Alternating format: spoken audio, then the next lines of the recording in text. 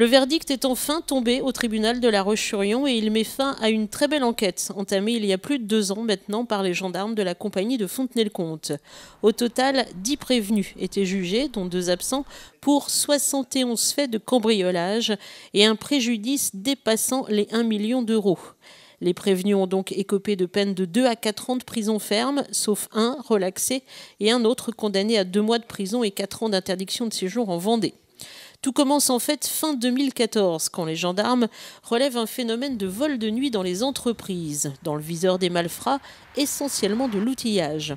Le secteur de Luçon est particulièrement impacté avec plus d'une dizaine de faits, notamment entre septembre et novembre 2015.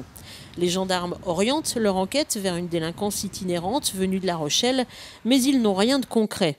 Jusqu'à ce jour de février 2016, où l'aérodrome de Fontenay-le-Comte est cambriolé, et la victime du vol va alors offrir aux enquêteurs la preuve qui leur manquait. Sur le coup, on ne peut faire que constater et recenser le matériel volé. Et puis il y a une partie du matériel volé qui est retrouvée quelques semaines plus tard, autour de La Rochelle. Et donc les gendarmes qui trouvent ce matériel invitent le chef d'entreprise victime à identifier son matériel. Et en passant, en identifiant son matériel, en passant, il tombe sur une photo et il reconnaît un homme qu'il a vu dans son entreprise quelques jours avant le cambriolage, qui demandait un renseignement. Donc bien sûr c'était du repérage. Et ça c'est cet élément, cette identification qui nous permet de dégager une piste et au final d'élucider tout le phénomène. Dans le viseur de la brigade de recherche, des individus issus d'un camp de Rome situé à Périgny, près de La Rochelle. Les gendarmes mettent alors en place une surveillance rapprochée, ils n'en diront pas plus, et patientent. Et le week-end de Pâques, la souricière se referme enfin. Un soir, on suivait notre équipe et on apprend un vendredi soir à 22 h qu'ils s'apprêtent à partir. On ne sait pas où, on suppose que c'est à destination de la Roumanie.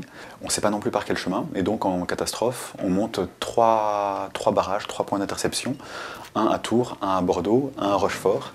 Donc on monte les barrages vers minuit et puis on n'a pas de nouvelles et on ne sait pas s'ils vont passer 1 heure, 1 heure et demie, toujours rien.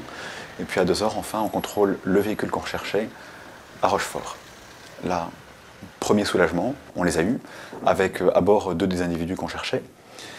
Et puis on contrôle les occupants et ensuite on contrôle le contenu du véhicule qui était rempli jusqu'au plafond.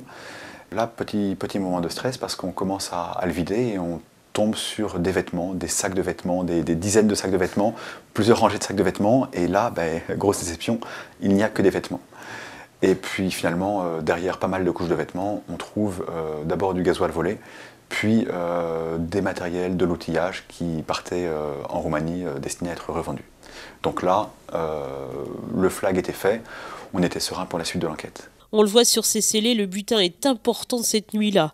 2 autres vagues d'interpellation auront lieu quelques semaines plus tard et donnent un coup d'arrêt définitif à ces cambriolages. Reste un regret, toutefois, en décembre 2015, les gendarmes de la compagnie de La Rochelle qui surveillaient cette équipe la prend en filature et décident de la contrôler en dressant rapidement un barrage à Sainte-Soule. Seulement voilà, les malfrats vont alors bénéficier de l'aide d'un automobiliste qui croyait bien faire. Le véhicule de nos délinquants arrivait devant le barrage et puis un automobiliste bien intentionné est passé par là. Il a fait des appels de phare pour dire attention gendarmes. Et là, le véhicule de nos délinquants a hésité et à 50 mètres du barrage, il s'est arrêté. Et il a bifurqué et on n'a pas réussi à le rattraper parce qu'il est parti à toute allure dans une direction, enfin il a pris la fuite. Et après coup, on a la certitude que c'était bien le véhicule de notre équipe et que si on l'avait contrôlé ce soir-là, ça aurait quasiment mis un coup d'arrêt à notre phénomène. Donc on peut considérer que cet appel de phare innocent a coûté à la société française entre 700 000 et 1 million d'euros. Comme quoi, un appel de phare peut coûter très cher et facilite beaucoup plus la vie des truands que des honnêtes gens. En tout cas, pour mener à bien cette longue enquête, la BR de Fontenay a pu s'appuyer sur l'ensemble des forces de gendarmerie du Sud-Vendée et de La Rochelle. Même de nuit, en une demi-heure, on est capable de mettre 8 équipages sur le terrain en Sud-Vendée. Donc on arrive à quadriller le terrain assez efficacement grâce à notre dispositif d'alerte et de réactivité. Et puis, on a aussi bénéficié d'une grande coopération avec les gendarmes de la compagnie de La Rochelle, mais également avec les policiers de La Rochelle, et puis avec d'autres services, notamment la police municipale de la commune de La Rochelle sur laquelle cette équipe était installée. Et on doit aussi beaucoup à la traductrice qui a montré une disponibilité incroyable. Un remarquable travail d'équipe donc et une belle affaire résolue pour les gendarmes vendéens.